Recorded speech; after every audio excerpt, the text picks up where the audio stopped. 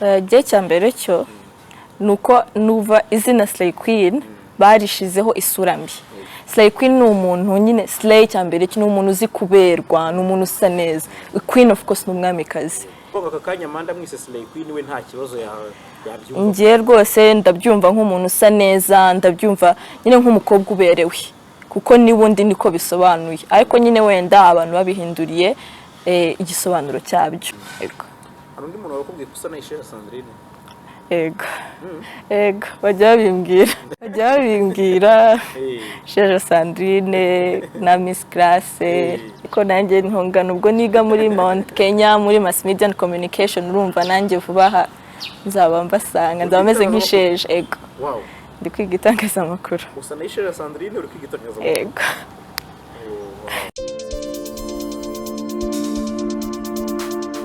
Twizere ko mumeze neza cyane abadukurikira aho muherereye hose, twizere ko muri amahoro.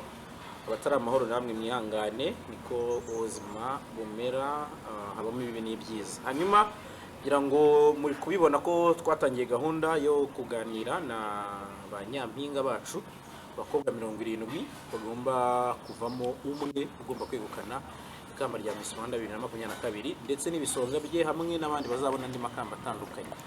Uyu munsi ndi kumwe n'umukobwa umenyereye ubumisi abirambyemo umenyereye ubumisi hari ubumisi ubu bumaze igihe kinini 2019 yego amakamba yose ukora 3 ngo yatwaye yose yego cyarimo yego. So rero reka banze abibwire kugira ngo mutaza kuvuga muti se uwo mu minsi uzanye we baje kumara iki ko abahatana nawe ababwira ati murabizi ko Miss Rwanda 2019 ari nawe ubashinzwe mutaza kugira ngo twibeke. So natangira bibwira murakoze mumenye n'imigabo n'imigambi. Murakoze amazina yanjye nibahenda umurerwa Arlette Amanda. Nkaba umukobwa w'imyaka 23 nkaba ndi mu bamwe mu bahatanira ikamba rya Nyampinga w'u Rwanda 2022. Hanyuma ya makambo twatangiye tuvuga yo kutavuze igihe wayambariye ko nabyo biri muri CV yawe. Amakamba ko 3 nayabonye muri competition yitwa Miss Africa Philippines igihe nigaga muri Philippine muri 2019. Akaba ari ikamba rya Miss Photogenic, Best in Swimwear na Miss TBC akaba ari modeling agents ikora muri Philippine. Ego. So rero uravuga uti ubwo Philippine mpambariye ikamba kandi n'umunyarwandakazi why not ntaryambarira mu rugo. Urahaguruka uritegura uravuga uti nanjye kangiye guhatana. Ego. Ubona amahirwe yo gupassinga. Umukobwa uberwa n'amafoto uzi gukora protocole neza makuru makeya ubarizwa muri Kigali protocol ntabwo twabura kubivuga. Ego. Suza cyane Jidena bose wanyu. Ego cyane. Niye motivation niki cyaguteye kime ukavuga uti uyu mwanya n'uwanjye noneho reka ngende. Unatubwire noneho umushinga wawe kugira ngo n'abanyarwanda bumve nyine niba kuko bagomba kuguha iryo kamba ukabahagararira. Murakoze. Njya guhagarira njya muri mwirushanwa rya Miss Africa Philippines mpagarara u Rwanda. Nyine ni ikintu nakunze, ni ikintu nabonye nkunze, ni ikintu cyamaye we kugira ngo nshobore kugeza ku bakunzi banje cyangwa se ku bantu babikeneye ubufasha badashobora guhabwa. Ngaruka mu Rwanda rero nabonye nayo ni yindi opportunity. Nashoboye guserekera igihugu cyanjye hanze nyine y'u Rwanda. Ako nashakaga no kushobora kuvuga yuko ikamba ari iryanjye nkagiserukira koko nyine nishema. Niyo mpamvu rero navuze uyu mwaka maze kugaruka ndavuga kangende nononge muri Miss Rwanda.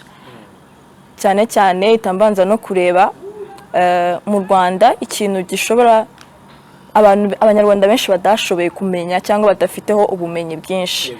Ariho nakomokeje nuza projet yanjye ariyo maternal mental health, akaba ari mental health y'ababyeyi.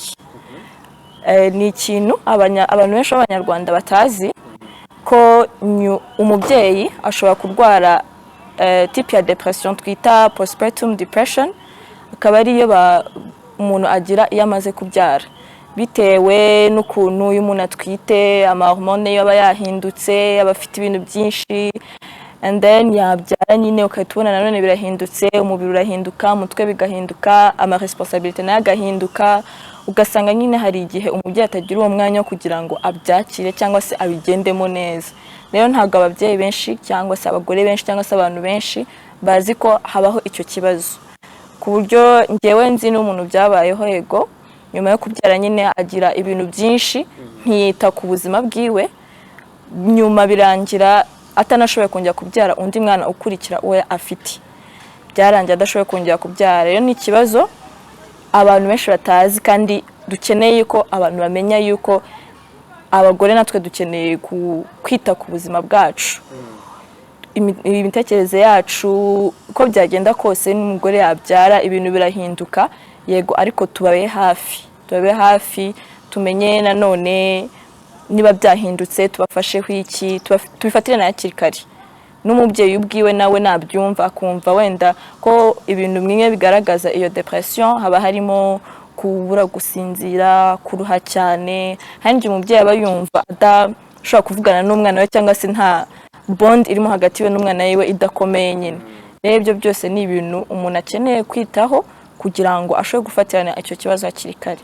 Niyo mpamvu rero nanjye nafashe opportunity ya kuba nyampinga w'u Rwanda 2022 kugira ngo abatabizi bamenye icyo kibazo, n'abasanzwe babizi bakomeza batume n'abandi babimenya kurushaho. Yego.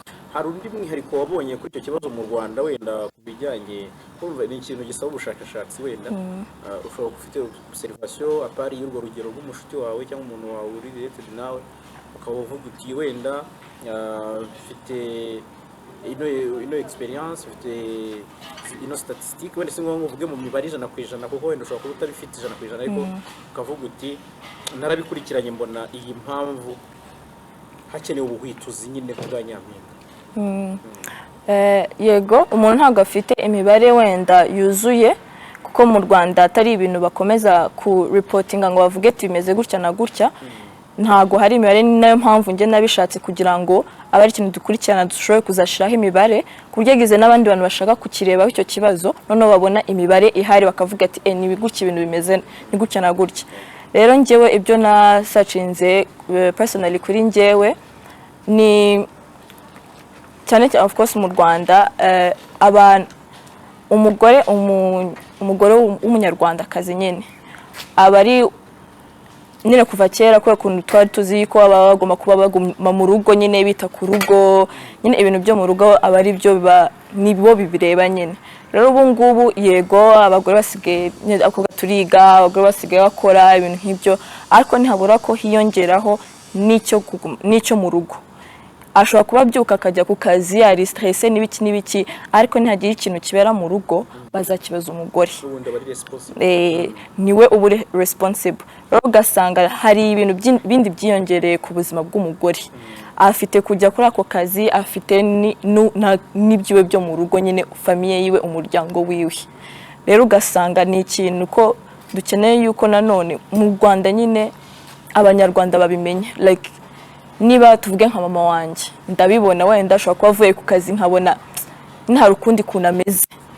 Rero kwita nanone kumenya ngo hari changement yamubayeho ni iyi, kuko tuvuge nk'abaganga baba bakurikirana nyine abo bagore batwite, ushobora kumenya ukavuga ati umugore okay igihe yazaga kundeba byaremeze gutya na gutya, yarameze gutya na gutya, noneho ko observinga nyuma yaho amaze kubyara hahindutseho iki. Ecyo nkeneye nuko nanone abantu bamenya ko gukora ko ka observation n'umugore we ubwiwe ashobora kuvuga ati nicaye nkibuka wenda ntwite cyangwa se wenda abana bandi babiri wenda nabyaye narimeze gutya na gutya, ariko kuri uyu wa gatatu hahindutseho iki n'iki, kandi gishobora kuba ari ikibazo. Akajya nawe kwisusumisha, ushobora gusanga ari nta kibazo, yego ari ibintu bisanzwe, ariko ushobora gusanga nanone ari ikibazo ukagifatana hakiri kare. niyo mpamvu nk'ubu ngubu tuvuge wenda ushobora kuba ari ukizi cyangwa se icyo kibazo utari ukizi nawe ariko urakimenya kandi ukimenye nta n'abana nyampinga w'u Rwanda ubwo urumva noneho mbaye nyampinga w'u Rwanda hari abandi benshi nabo bazarushaho kubimenya bicishijwe muri njyewe. Rakoze Baracyaye sinzi abantu bazagucika. Anyway, courage kabisa. Merci. So rero uretse iby'umushinga wawe no kuba waratekerejwe avuga uti Miss Rwanda 2022 ni platform nziza wenda yo ku expose no kubona ushyira mu bikorwa n'amarushanwa y'ubwiza umuco n'ubwenge. Kuri wowe nkuko wendo wize nyehe uziri for cyane ndakeka ko hose ngiye mfite pourcentage yaho hose ngiye mfite pourcentage yaho ariko hari bitizira oya zirangana Imana yaravuze ati bingane byose bijyane nyene mbega abari ibintu bijyanye rero ndumva hose ngiye mfite pourcentage yaho ego. Uvuga iki kuri kumvugo imenyerewe cyane bavuga ko abakobwa bibizungereza cyangwa abakobwa beza nta mu mutwe gusanishwa? Oya akenshi nuko nyine ni ikintu kwa kundi umuntu avuga nyine ngo don't judge a book by its cover. Hari igihe akenshi umuntu areba gutyo umuntu ukahita umujije ako kanya nyine kandi nta nubwo wicaye ngo uvugane nawe. Ubu se aba bose bari kuba abakobwa 70 turi kumwe cyangwa se n'abandi baje bava ku ma province baraje bari bafite ama projet bari bafite bari defend yego aba hari ababonye pass ari abatarashoboye kubona pass ariko still yageze imbere aravuga imbere y'akanama nkemurampaka aravuga arisobanura. Ubwo rero ntabwo wambwira ngo abakobwa b'ubwiza ngo nta bwenge bagira kuko already hari Miss Rwanda aba bandi bose se batsinze nta bwenge bafite. Ngiye cyo rero ntabwo ari ikintu nemera. Kwi-expose ni byiza ariko hari ababifata ukundi bitewe nuko wenda hari ubundi buryo bwo kwi-expose. Ubwira iki nk'umuntu ufata umukobwa witabira amarushanwa y'ubwiza nk'umuslay queen? Gihe cyambere cyo nuko nuva izina slay queen barishizeho isura mbi. Slay queen ni umuntu nyine slay cyambere cyo umuntu uzi kuberwa n'umuntu usa neza. Queen of course n'umwamikazi. Biro ni umuntu usa neza ntabwo byagakwiriye kuba ari nk'ikintu kibi ubwira umuntu. Ndumva ngiye nkubwiye slay queen agomba kuba ari compliment kuko nkubwiye ko urasa neza urumva nyine mbega uri mwiza urasa neza uraberewe. Rero niyo mpamvu ngiye slay queen ijambo slay queen ntago numva ko rwagakwiriye kurikoresha nko kubwira umuntu ikintu kibi. Uvuga aka kanya Amanda mwise slay queen we nta kibazo yabyumva? Ngiye rwose ndabyumva nk'umuntu usa neza ndabyumva nyine nk'umukobwa uberewe kuko nibundi niko bisobanuye ariko nyine wenda abantu babihinduriye igisobanuro cyabyo. Ariko ibyo kuvuga ngo umuntu wabaye nyampinga nyine ngo ni umuslay queen ni nyampinga ndabisanisha na comments y'umwe mu banyamakuru nabo banini ba hano mu Rwanda KNC afite igitangazamakuru cye bwite yarimo abazwa avuga ati se ubaye Miss we turamubona abasigaye bigenda biti kumva ko igisubizo n'ubundi nawe atanze gisa n'ubundi n'ikiri rusange kuri society. Utabaye Miss Rwanda abaslay queen ariko bikumvikana ko ari nko mu buryo butari bwiza. Niba utabonye ibyo kamba niba utabaye igisonga ariko ukaba uri umu contestant you become a slay queen. Ubitekereza iki? No, icyambere intuza iyo opportunity ya Miss Rwanda ni ikintu kifungurira imiryango abakobwa benshi. Ushobora kutabona ayo makamba yego ariko ushobora kuba waragiyemo ko wariyerekanye kuba nyine abantu barakumenya bakabona ubwenge bwawe bakabona nyine ko washoboye kugera hanze. Ushobora kubona nyine bitumye umuntu abona akazi yego umuntu atangiye kubona amafaranga wenda atangiye guhinduka ko yarari ariko tukibagiza ko abantu twese dufite aho twavuye dufite naho turi kugana. Rero naho twiba nk'abanyampinga nimba mu niyo ntavamo wenda tuvuge nta kintu mbonye ariko wenda hari umuntu wambonye uzifuza kumpereza akazi namereza akazi nzabona amafaranga ntari nsanzwe mfite nzatangira nanjye kugura ibintu bindi ntari nsanzwe mfite nshobora guhinduka ako guhinduka kwanjye ntago bisobanuye ko mpindutse nabi cyangwa se mbaye slay queen. Nicyo kintu abantu birengagiza yuko nawe yabonye opportunité ihindura ubuzima bwiwe azahinduka ntabwo avuze ko ahindutse nabi akazahinduka wemera ko ino platform hari abayibyaza umusaruro nabi yego nutamenya kubyitwaramo neza kuko exposure ni ikintu kibundi gikomeye iyo utamenya kubyitwaramo neza nyine niho usanga ugiye mu bibi ariko ifo kumenya nyine ukuntu bijeha ukabyitwaramo neza kugira ngo bizakugira akamaro kazima aho kugira ngo nyine urangire nabi kubere wowe yego hari undi muntu wakubwiye ko usa na ISHEJA Sandrine yego bajya babimbwira ISHEJA Sandrine na Miss Classe yego urabakunda usanzwe ubakurikirana ikintu bakundira cy'umwihariko yaba ISHEJA ya Miss Classe ntabwo ari ikintu cy'umwihariko ariko se iyo umuntu ambwiye ngo nsa nk'uyu nguyu itanumva mukunze nyine ko mba numva bisobanuye ko nshobora kumwibonamo ukamenya amakuru yabo uko babayeho nyine hari ikintu bakuraho mbese wenda ISHEJA ashobora kuba atari cyane ariko wenda Grace ni nyampinga turi umuntu nyine akurikirana nawe yagiye mu bintu bya Miss World ni umuntu nyine ubona uri different rero nakunze ngiye ukuntu aratandukanye ubona nyine mind we iratandukanye rero nanjye ndabikunda nkavuga nyine nyampinga koko yego kubora neza nkagira ngo ni muri umuntu wa ISHEJA ntakubeshye pe uwo urumva twabanyeho kera muri za Isango igihe kinini ariko nyine urumva nk'umuntu aheruka aba ndi gukubura mu ishusho ye ndi kubona rwose ari petite sœur wa ISHEJA ngako nanjye ntongana ubwo niga muri Mount Kenya muri Mass Media and Communication urumva nanjye vuba aha nzaba mbasanga nzaba meze nk'ISHEJA ego ndi kwiga itangazamakuru usa na ISHEJA Sandrine uri kwiga itangazamakuru ego byiza cyane bana birashimishije tugiye kubona undi mu ISHEJA mu itangazamakuru Amanda mu itangazamakuru ego so Amanda rero ngira ngo umushinga wawe ni w'ingenzi kugira ngo abantu bumve icyo bashingiraho bagutora ariko ibyo byose no kugutora nabyo hari uko bikorwa bigenda bite kugira ngo umuntu agutore wasa nk'unoneho nk'utwinjiza n'uburyo bikorwamo kugira ngo ayo majwi nayo arakenewe kuntora cyambere cyo ubwo ngubu ndabanza gushimira abagejeje kure batora ni wakomerezeho and then gutora nimero yanjye ni 55 ukanda akanyenyeri 544 akanyenyeri 1 akanyenyeri 55 urwego gakanda yego ubundi abatari mu Rwanda nabwo hari online voting hari online voting ushobora kujya ku gihe.com ukavotinga cyangwa se kuri chapchap ugakoresha still USSD code ugakoresha Mastercard cyangwa Visa card ugavotinga yego kugeza ubu ngubu hari icyizere ukurikije mu majwi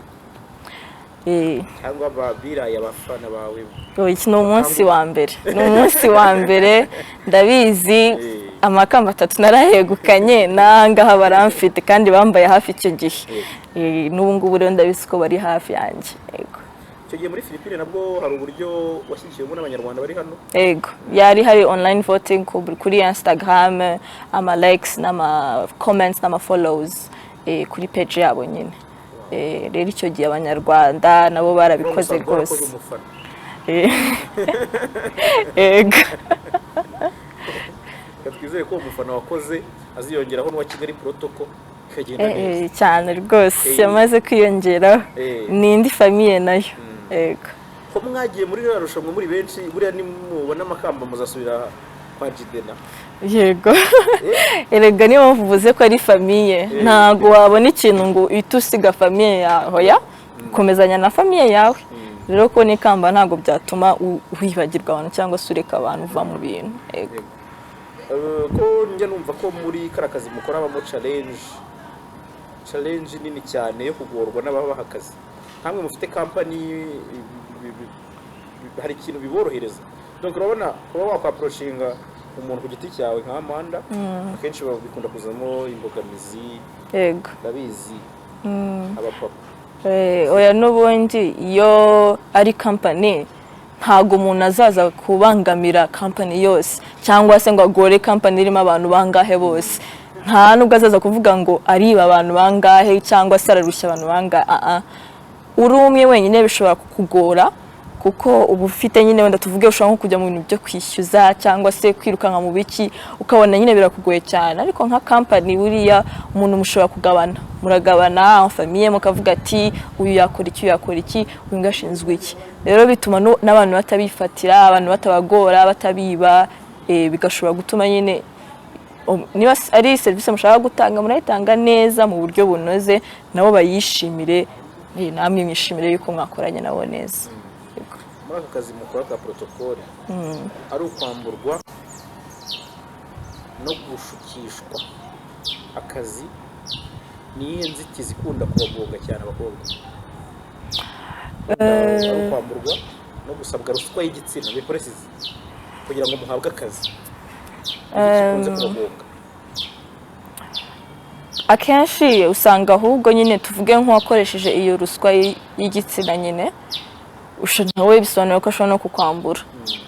Ashobora kurangira avuze ati nakumva wapi. Nyine ni ibintu bigendana, umwe ashobora kukwambura akakubwira ati kugira ngo aguhereze nyine wenda akakoresha iyo ruswa yindi.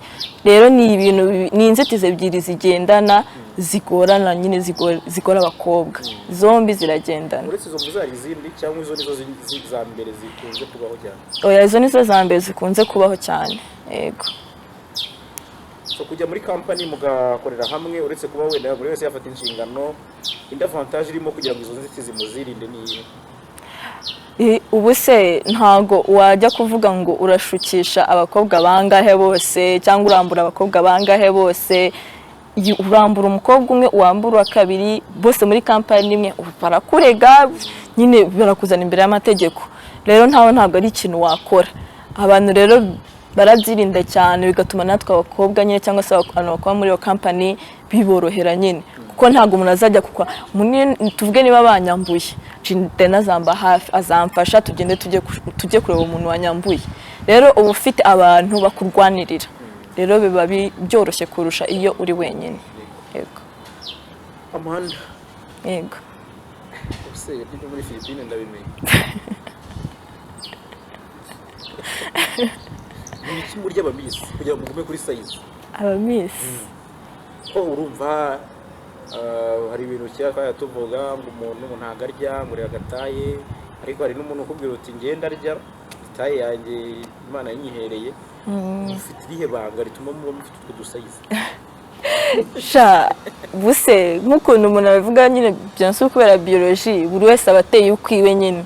Ubwo wabona hari utarya, wabona hari urya agakora siporo, wabona hari n'abandi barya ukabona umubiri ntabwo uhinduka. Rero ntago ari ibanga rimwe. Ibanga ni ukumenya ahubwo wowe umubiri wawe. Ego. Ni ukumenya umubiri wawe ukavuga ati buryo ngize gutya na gutya nibwo ngera ku cyo nshaka. Ubwo akaba ari cyo ukora, ubwo iryo ngibyo ari ryo banga ryawe. Ubwo rero abakobwa bose navuga ko buri wese afite hari amabanga menshi cyane. Yego.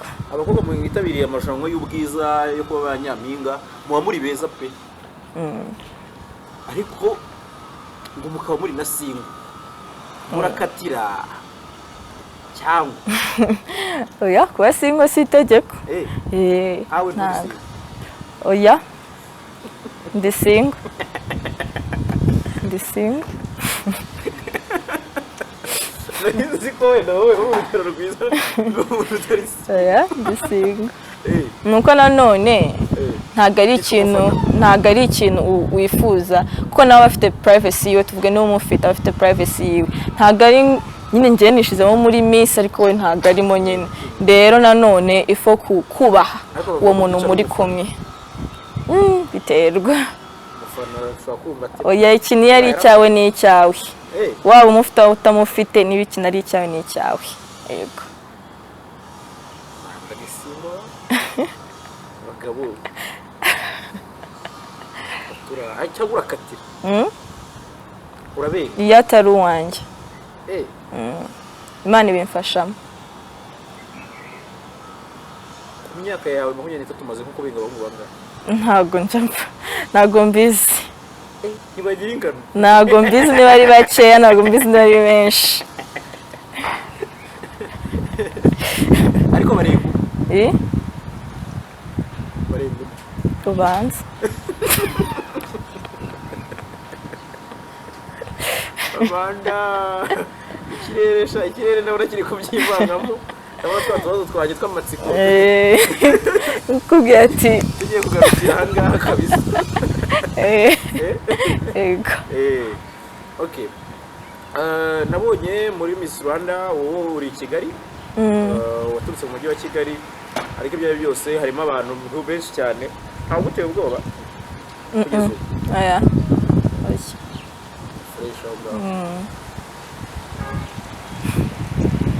ino mvura rero mbona ari gucura na kameramani wanjye akaba baramukurikije reka tugarukiriza ikiganiro twagiranaga